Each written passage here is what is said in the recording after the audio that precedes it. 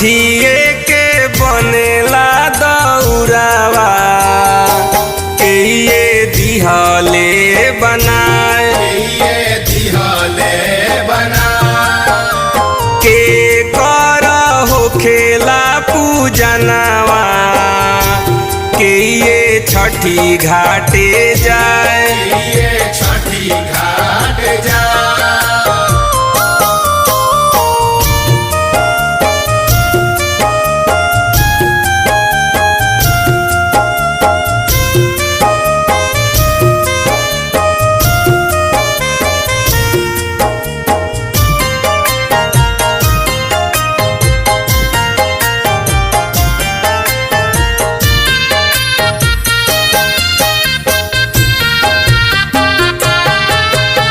सेवनास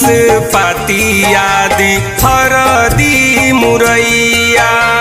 फल मुन से होला छठी माई के पूजैया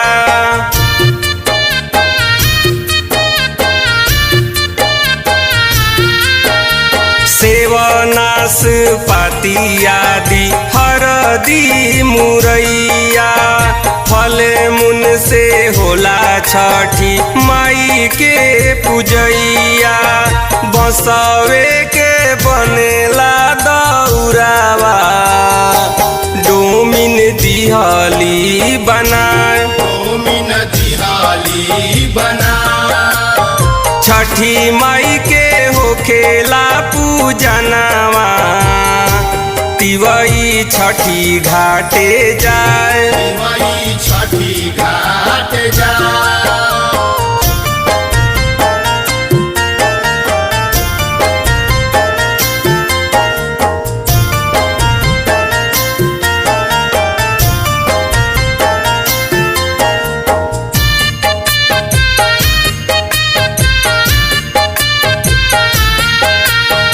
चौबीस गो कोसिया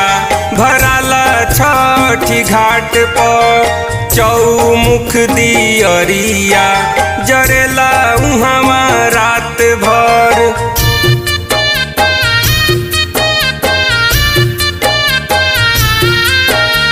चौबीस गो कोसिया भराला छठी घाट पर चौमुख दियरिया जरेला उहावा रात भर पवन देव के चढ़ेला अरघिया के ये अर्घ देवे जाए कौन सेवका लिखेला भजनिया के ये छठी गीत गाए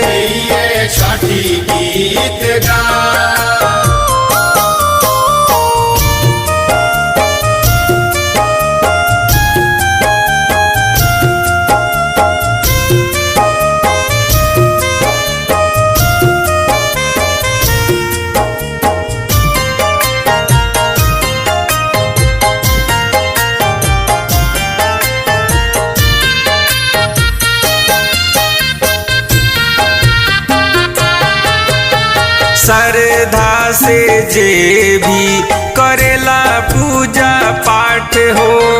बाझिनी के गोद भरी देली आशीर्वाद हो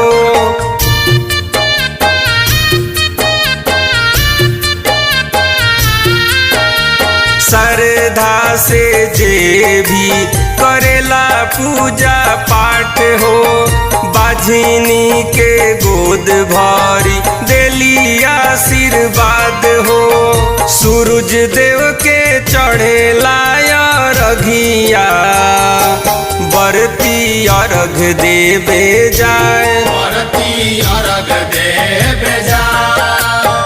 भजन लिखे प्रेमी परमेश्वर